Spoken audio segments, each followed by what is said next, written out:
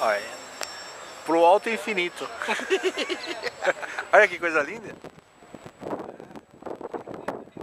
E aí tem vento. É, tá caprichado, né?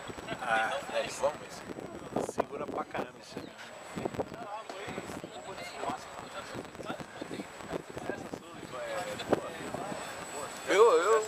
Eu até agora eu tô sendo feliz pra caramba.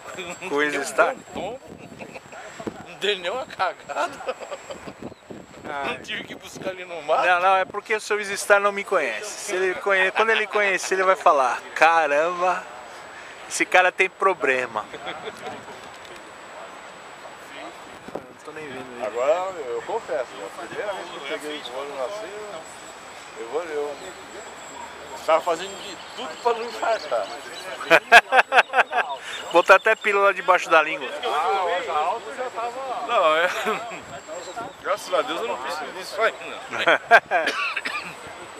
Você viu o Vando, né? Você viu o Vando? O Vando mesmo com calcinha não deu certo. Peguei, tive que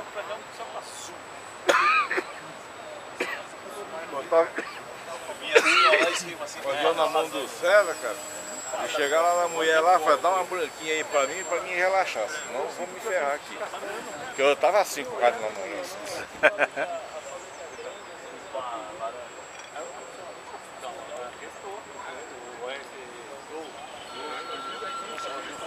Ele aguenta mesmo, né? Ah, mas é uma merda, né? É uma situação que Eu tenho medo de não conseguir trazer o avião pra perto, sabe?